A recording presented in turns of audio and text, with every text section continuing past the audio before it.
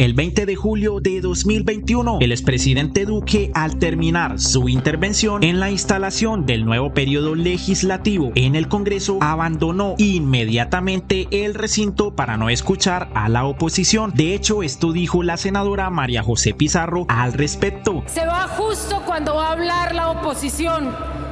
Entonces, hemos tomado la decisión de no hablarle a un presidente que delega sus orejas, sino de hablarle a Colombia. Pero ojo, porque en 2019 el excongresista del Centro Democrático Ernesto Macías quedó en evidencia cuando por medio de esta jugadita logró que Iván Duque se pudiera escapar para no escuchar a la oposición en ese entonces. Voy a hacer una jugada esto de la oposición. Es que nos toca por obligación que ellos hablen después del presidente. Y entonces, tan pronto termine él, yo digo, se decreta un receso y le pido a la comisión que acompañe al presidente y lo saco de aquí. Eso no lo saben. Esa es mi última jugadita de presidente. Y fue tanta la burla que Marta Lucía Ramírez publicó un video de 37 segundos donde supuestamente el expresidente Duque estaba escuchando la réplica de la oposición. El presidente con parte de su equipo escucha con respeto intervención de la oposición en instalación del Congreso, pero no hubo nada de respeto. Duque se refirió así a Aida Vela, dejando claro que en ningún momento tuvo disposición para escuchar el discurso de la oposición.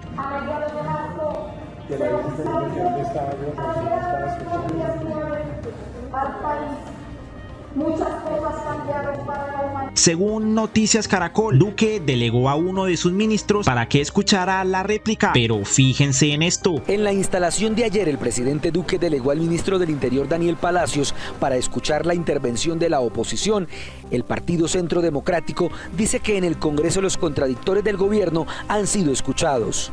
En ninguna parte del estatuto de la oposición establece que es una obligación legal del presidente de la República sentarse a escuchar a la oposición. Este era el mandadero de Duque, el mismo al que hoy la Superintendencia de Notariado y Registro le envió una cuenta de cobro por 3.524 millones de pesos, porque a través de la empresa Proyectos Legales les cobró a los colombianos precios excesivos para emitir los certificados de libertad y tradición. Pues después de que Duque nombró a Palacios como ministro, mágicamente su empresa Proyectos Legales pasó de ganar 0 pesos en 2016 a obtener ganancias multimillonarias en 2019 por más de 3.000 millones de pesos, dinero que el exministro de Duque no quiso devolver, por lo que a la superintendencia le tocó expedir una resolución el 29 de junio para ordenarle que devolviera los recursos de los colombianos. Y es tan triste la noticia para el uribismo que, según la nota de Caracol Noticias, el siguiente congresista que defendió que Duque sí había escuchado a la oposición fue Ciro Ramírez, otra joya más a quien la sala de instrucción del alto tribunal lo investiga hoy por corrupción y estar vinculado con el excongresista liberal Mario Castaño, condenado a casi 16 años por la Corte Suprema tras ser imputado de 19 delitos, de los cuales aceptó todos. El gobierno sí ha escuchado a la oposición.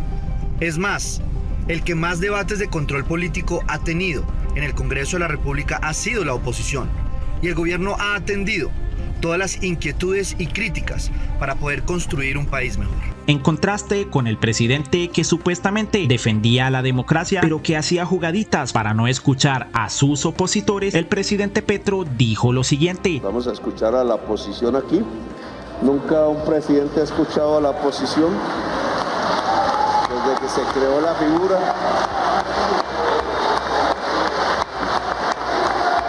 Sin embargo, Semana aprovechó el trino del expresidente Uribe para menospreciar el acto de Gustavo Petro. El buen gesto de oír a la oposición no debería quedarse ahí, y la senadora María Fernanda Cabal también arremetió contra el presidente. Colombia, potencia mundial de la vida. Sí, es un lindo eslogan de marketing político, bien alejado de la realidad. Colombia vive el peor estallido de violencia en muchos años. Colombia no es potencia mundial de la vida.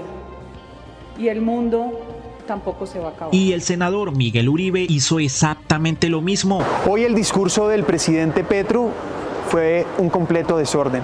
El país va mal y es el resultado de un gobierno que hoy navega en la mitad de escándalos, escándalos que hoy comprometen al presidente, a sus funcionarios y a su familia.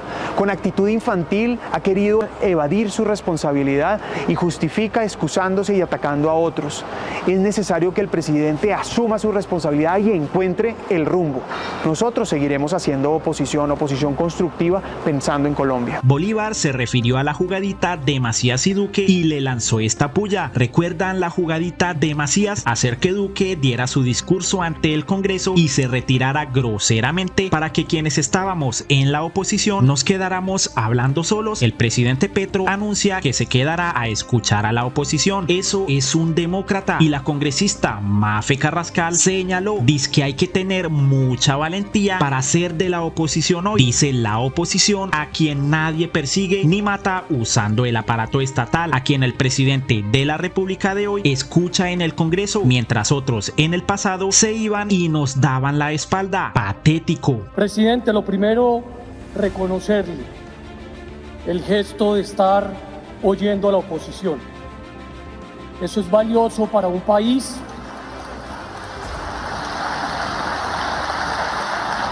Eso es valioso para un país que pretende reconciliarse, como también es valioso para un país y sobre todo para un gobierno oír a quienes piensan distinto.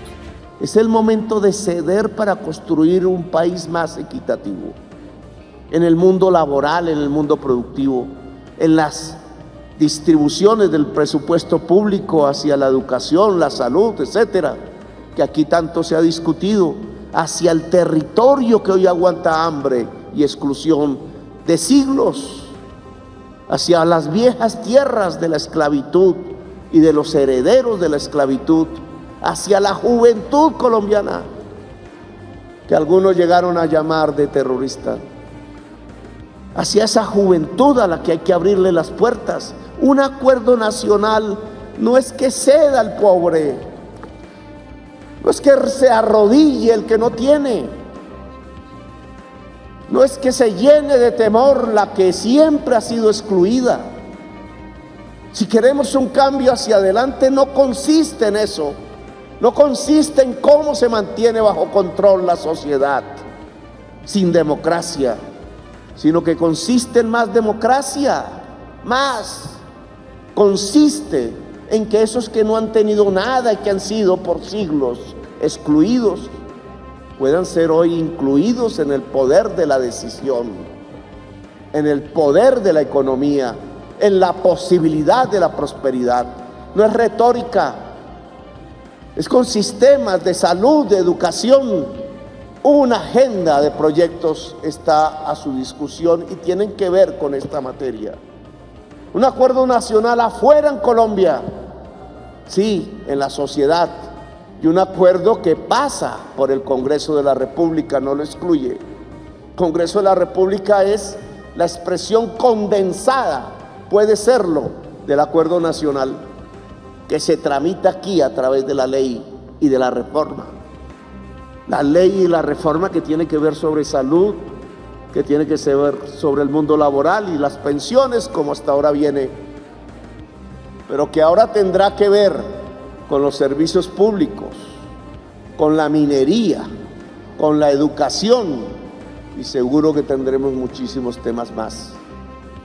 Yo le convocaría al país al acuerdo nacional en esos términos, hacer realidad la paz, acabar la fase de la guerra, de la insurgencia con el Estado, y a no dejar prosperar la tercera violencia que ya viene, que ya está, el de las economías ilícitas y las bandas armadas pululando por todas partes, a no permitirle que crezca a través de este acuerdo nacional de justicia social y justicia ambiental que puede condensarse en el Congreso de la República alrededor de las reformas que Colombia necesita. Colombia, potencia mundial de la vida, es eso. El Congreso de la República queda entonces instalado. Gracias, muy amables.